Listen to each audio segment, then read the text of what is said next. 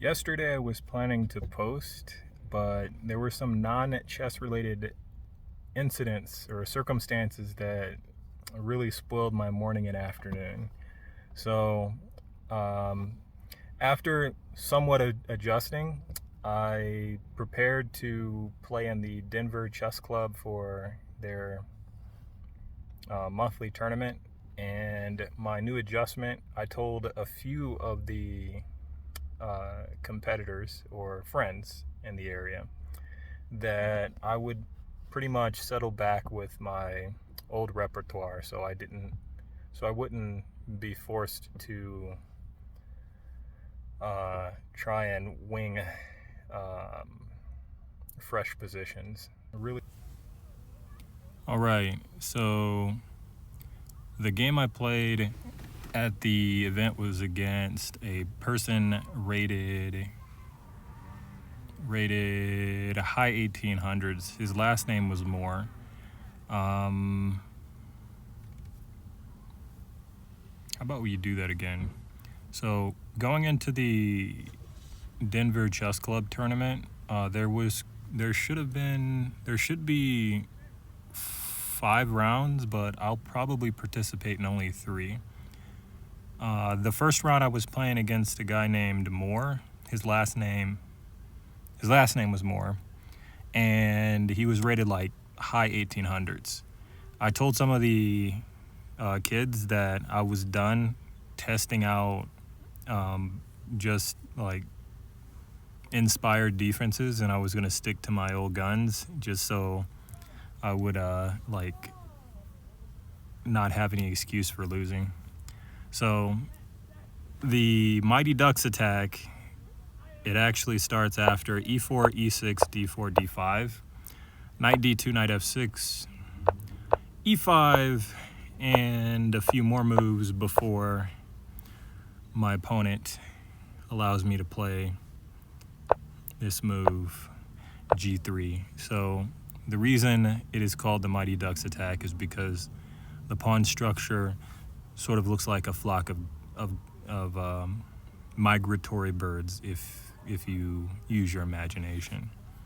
So my goal was to maneuver my king to the g2 square and then prepare h4 and knight to g5 after I've solved my issues on d4.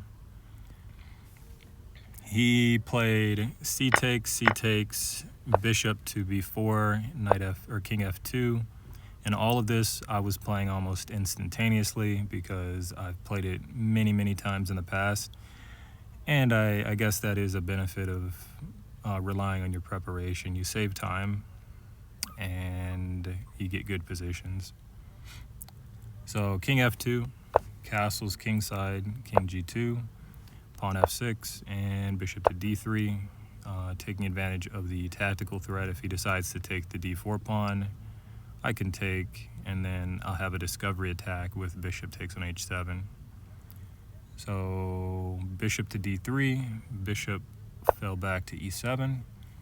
I played pawn to h4, which I feel like I kind of regretted this move, since I knew in the back of my mind he would play f5, and it might have been better to play knight to e2 instead of h4. So if he had played f5, I could respond with h3 and then pawn to g4. So I sort of limited my options there. So after h4, although it really didn't hurt me too much, but after h4 he played f5, I played knight e2 to cover d4, and then he played king h8, which really doesn't make much sense to me. I have no idea what was going through his mind. So I then played bishop to d2. I thought about this move for probably a good 10 minutes because I knew that there was the possibility of him taking on b2, but there was like a trap here. So if he takes on b2, I would play rook to b1. If he gets super greedy, which he's pretty much forced to anyhow, I would play, what move would I play? I would play knight to c1, and if the queen queen went to, what squares can he go to? Let's say he goes to c3 or a3. He would be trapped. Hold on a second. He would not be trapped there. What am I missing here? I definitely made some... No, I don't think I made a mistake. Let's back this up. So I went with bishop to d2. If he takes, I would go here. He would go here. I'd play knight to c1. He would go to a3. I'd play rook to b4.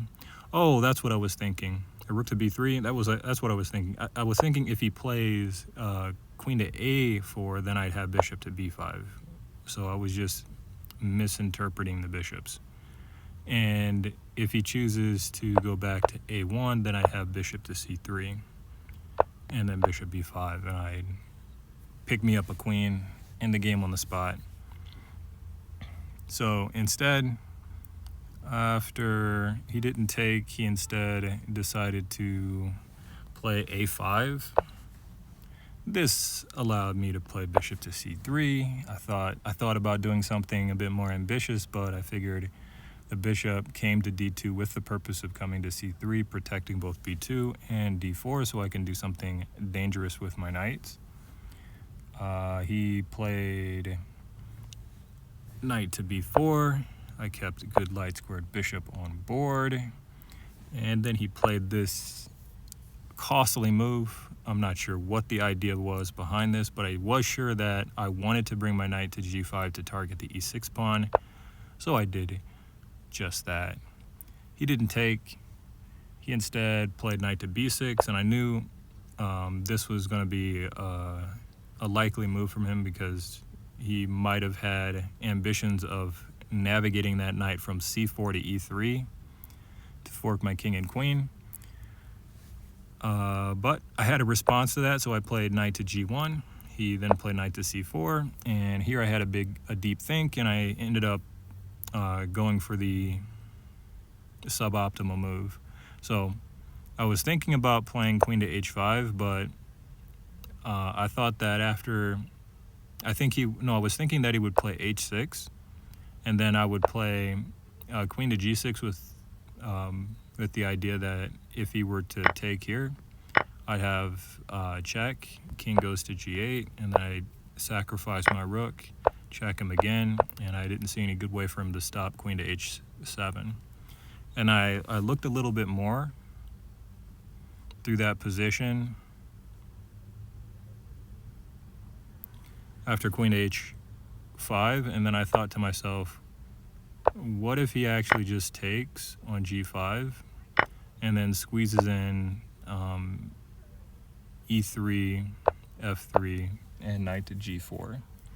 And the lazy part of me, or I guess the part of me that still needs to improve his visualization, stopped the position there, but and at just, I guess, the basis of I didn't like the knight on g4, and I didn't really give a serious evaluation or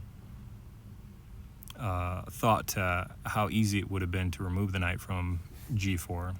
So I settled for something that was a bit, didn't have as much kick to it, but it did solve the problem. I played king to f2.